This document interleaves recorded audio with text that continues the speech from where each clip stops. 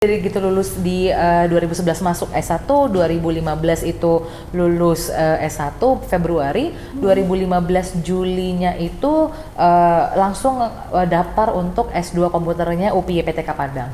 Dan di tahun yang sama di Agustus 2015 itu daftar juga untuk S2 komunikasi.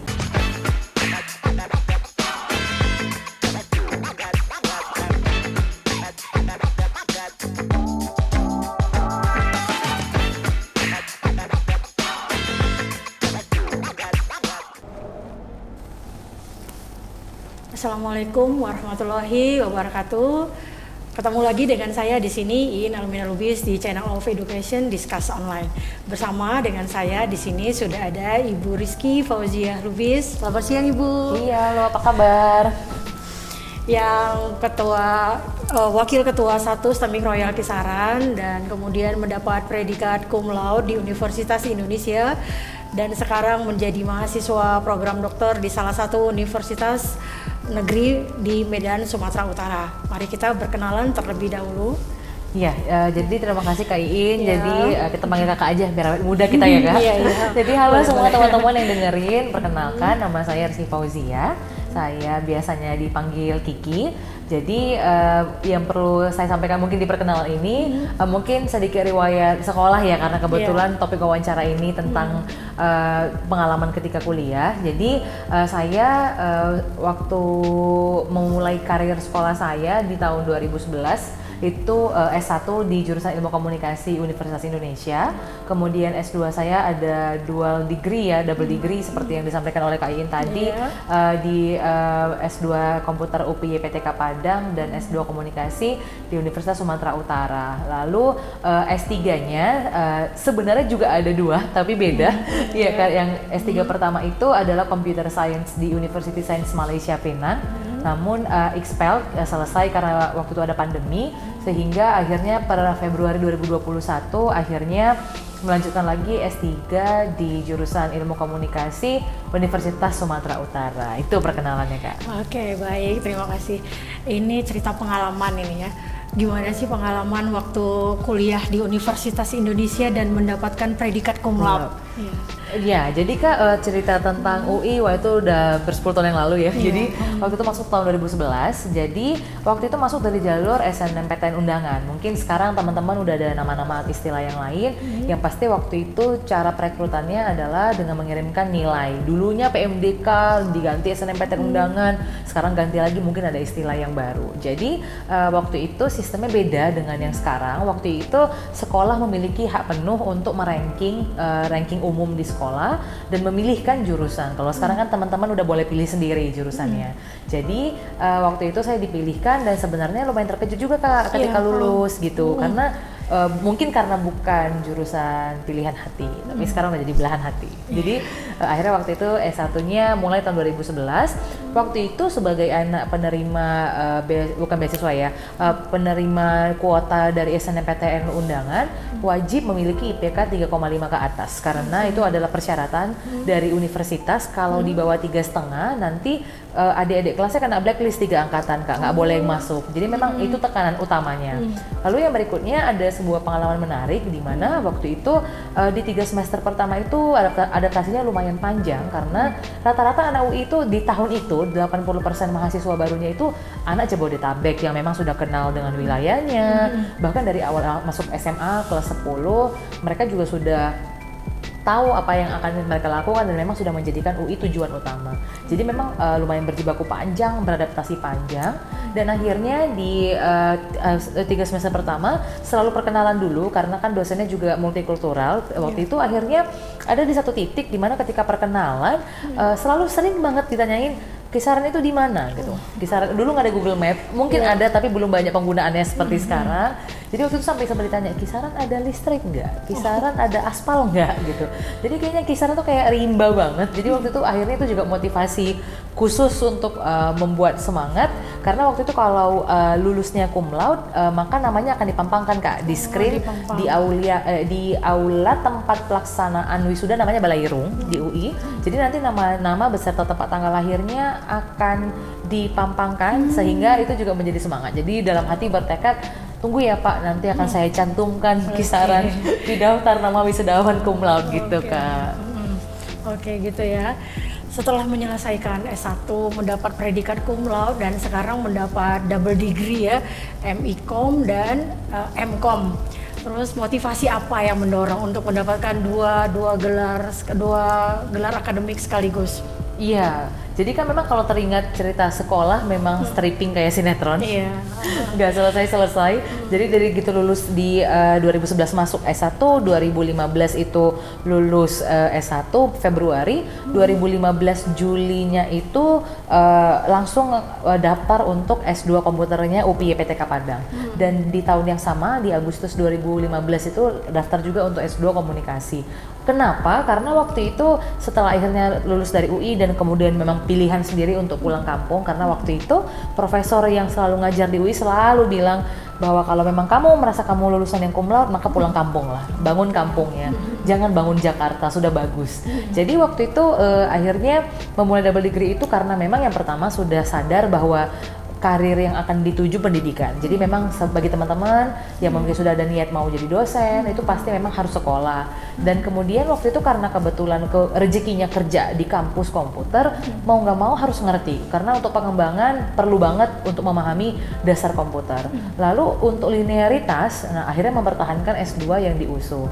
Waktu itu menjalaninya luar biasa penuh perjuangan ya Kak. Jadi waktu itu sudah bekerja, jadi Senin sampai Kamis itu kerja, Jumat subuhnya itu nyetir ke Medan, lalu kuliah Jumat Sabtu di USU, Minggu subuhnya terbang lagi ke Padang. Gitu 1,5 tahun.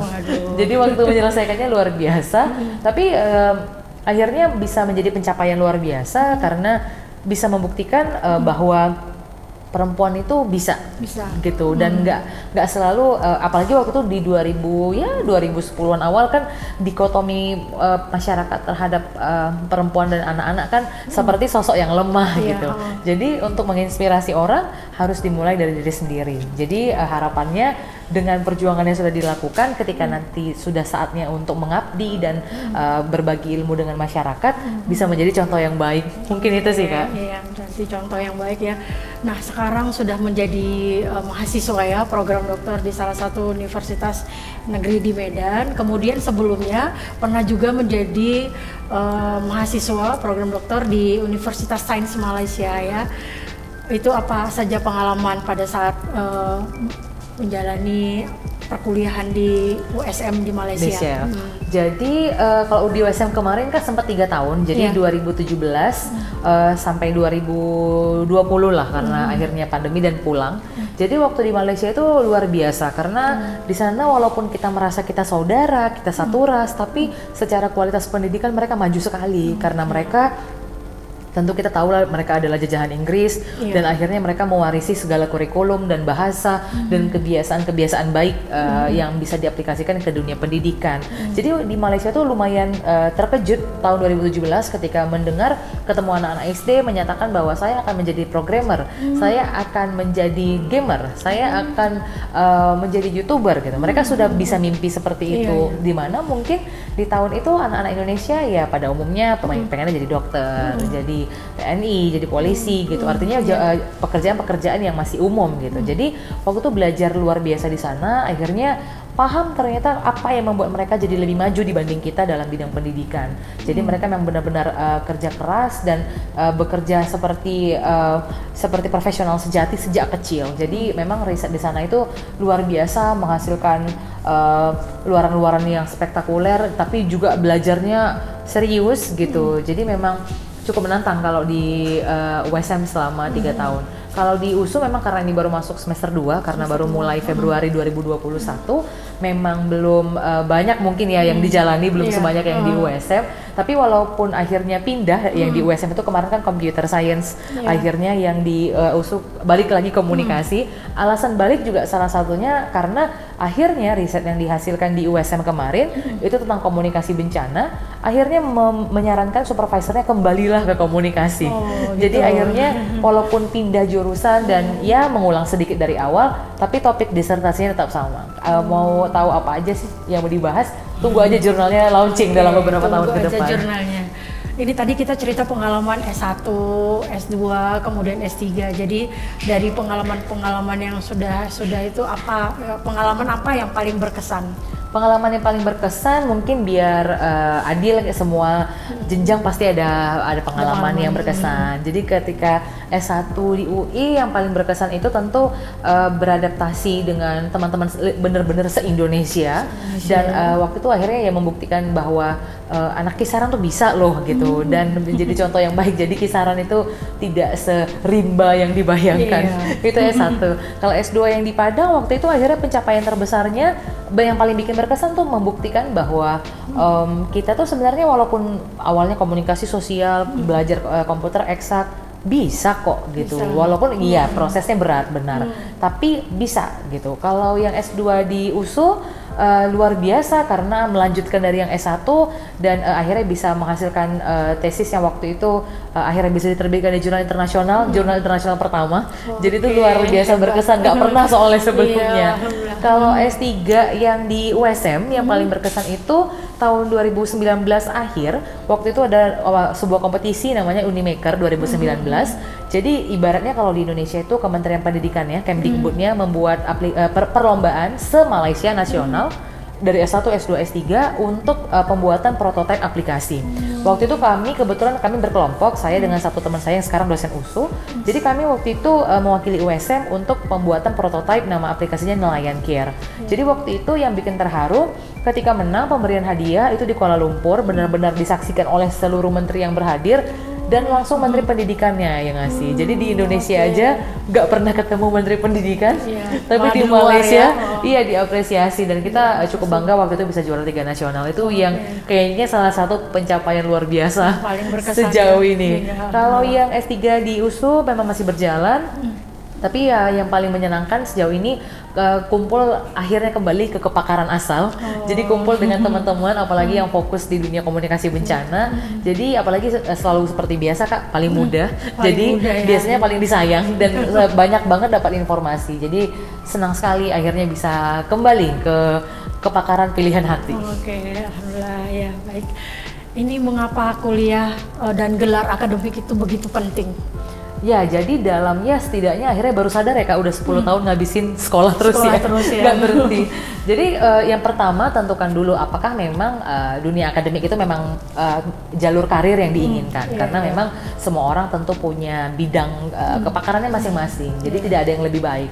Tapi pada dasarnya semua bidang ilmu itu baik, dan kalau ditanya kenapa sih pendidikan itu penting? Karena yang pertama cuma melalui pendidikan kita bisa naik akselerasi lebih cepat, karena dengan pendidikan kita nggak dipandang siapa background keluarga kita atau apa yang menjadi keturunan kita, tapi kita benar-benar dipandang dengan apa karya yang kita hasilkan. Jadi pendidikan itu benar-benar jalur yang sangat aman untuk menaikkan strata sosial, dan itu sangat membantu sekali bagi siapapun yang ingin berusaha. Dan kalau terkait pendidikan itu sendiri, kalau memang sudah niat dan fokus untuk berkarir di dunia pendidikan, maka sekolahnya kalau bisa sampai tuntas. Dan mungkin perlu diingat nih teman-teman juga yang lain, waktu itu saya mulai S3 umur 22 ya Kak. Jadi waktu itu orang semua bilang ngapain anak umur 22 S3. Yang pasti mumpung masih muda kerjain. Jadi jangan tunggu tua dulu buat sukses. Kalau ada kesempatan jangan disia-siain. Kalau ada kesempatan jangan disia-siakan ya. Oke, ini yang terakhir ya. Ini tips untuk mahasiswa semua ya, pada umumnya juga, pada khususnya untuk mahasiswa STEMIC Royal, ini tips untuk selesai kuliah tepat waktu atau on time. Waduh, nih seru nih. Oke. Jadi kalau untuk kuliah tepat waktu, yang pertama komitmen itu harus niat, karena kalau nggak niat nggak akan berjalan. Yang kedua perencanaan. Jadi biasanya kan saya selalu membuat target itu per minggu. Jadi biar saya tahu bahwa waktu itu cepat berjalan dan saya nggak abai dengan waktu. Yang ketiga yang mungkin perlu teman-teman lakukan, mengurangi jam tidur dalam konteks yang positif ya, jangan sampai nggak tidur juga, terutama bagi teman-teman yang kuliahnya sambil kerja. Sekarang kan banyak banget ya metode belajar, bisa full daring, bisa hybrid, macam-macam. Artinya kalau ada kemauan pasti ada jalan. Baru mungkin yang terakhir, kurangin main. Percayalah ketika sekolahnya selesai masih ada waktu buat main. Jadi jangan sia-siain kesempatan. karena nggak selalu kesempatan baik itu datang 2 kali. Oke, baik Ibu. Terima kasih banyak. Terima kasih buat tips-tipsnya juga. Ya, sampai di sini saya sudahi. Assalamualaikum warahmatullahi wabarakatuh.